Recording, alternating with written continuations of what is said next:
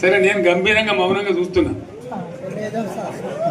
నేను కొడితే వట్టి కొట్టు నాకు అలవాట్లేదు కదా.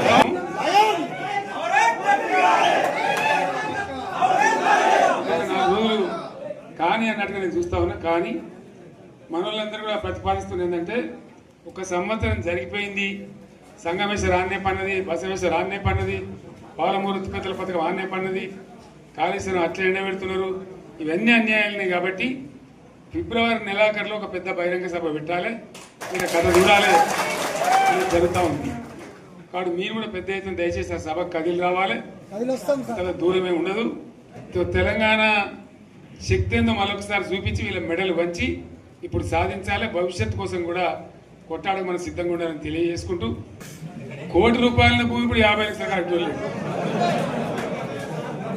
ఎక్కడ ప్రతి ఒక్కరు భూముల ధరలు పోయినాయి, మన్ను పోయినాయి, మసాలా అన్ని పోయినాయి. 4 ఎకరాల రైతు నేను 4 కోట్ల ఆసామని అనుకుంటుండే, అంత ధీమా ఉంది. హైదరాబాద్ నుంచి అడిగితే కూడా వచ్చి మనం ఇవ్వకపోదాం భూములు, డిమాండ్ పెరగానని. అంత బ్రహ్మాండంగా మారుమూల ప్రాంతంలో కూడా 40 లక్షలు 50 లక్షలు ఎకరానికి ఉండే. అటువంటిది సగానికి సగం పడిపోయి మొత్తం నాశనం చేసింది. వీళ్ళు ఇట్లే వదిలిపెడితే ఇంకింత నాశనం అవుతుంది. కాబట్టి మనం కొట్లాడాల్సిందే. ఎలక్షన్లలోనే మస్తుగా చూస్తే 50 ఏళ్లలో పార్టీలు గెలితే ఓడతాయి. ఇంత మాయలు ఏడాది లోపలనే కాంగ్రెస్ పార్టీ దొరికితే కొడతాం రానంత గొప్పగా.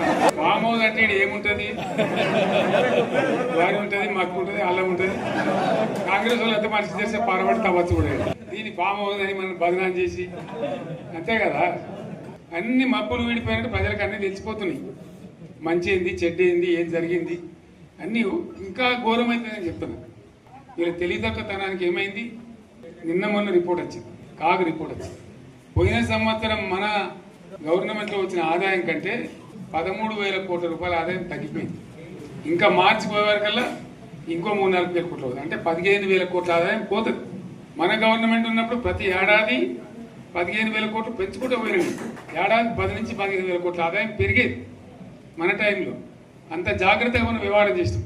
ఇలా ఉల్టా 15,000 కోట్లు పడిపోయింది. ఇంకా వాడేమిస్తాడుగా, ఇంకో ఇస్తారా? ఇంకో 4-5 నెలలైతే జీతాలే కష్టమైంది ఉంటుంది. రాష్ట్ర ఆర్థిక పరిస్థితిని కూడా దివాలా తీయించారు. ఇవాళనేం కాదు, 100కు 100% ఇప్పటికే ప్రజల నిర్ణయానికి వచ్చిండ్రు. డెఫినెట్గా రాబోయే గవర్నమెంట్ మనదే అని అనుమానం కూడా అవసరం లేదు. ఆలోచన లేకుండా ఎటు పడితే అటు ఎవడో ఏదో చెప్తే నమ్మి ఓట్లేస్తే ఏమైంది అనేది ఒక మంచి గుణపాఠం ఇది తెలంగాణ. ఇవాళ మన కళ్ళ ముందని నాకు బాధ కలిగేది ఏంటంటే, చిన్న వర్గాల ప్రజలు కాన్వెంట్ స్కూళ్ళలో చదివించలేరు, వాళ్ళ పిల్లలు కూడా బాగా చదవాలని చెప్పి ఎస్సీలకు, బీసీ, మన మైనార్టీ సోదరులకు గురుకుల పాఠశాలలు పెట్టారు. అద్భుతమైన చదువు చదువుకునే వాళ్ళు. ఇవాళ మొత్తం రోజు బడి పిల్లలు విషాహారము, కడుపు నొచ్చుడు, బాధపడు, పురుగులు అన్నం పెట్టుడు, పిల్లలు వెళ్ళిపోతున్నారు. ఆ స్కూళ్ళ నుంచి ఇళ్ళకి వెళ్ళిపోతున్నారు. తల్లిదండ్రులు కూడా భయపడి తీసుకుపోతున్నారు. మళ్ళీ కరెంటు కోతలు మోపైనాయి. వెనకాలం ఇంకేం గతి అవుతుందో అడిగే నాతులు లేడు.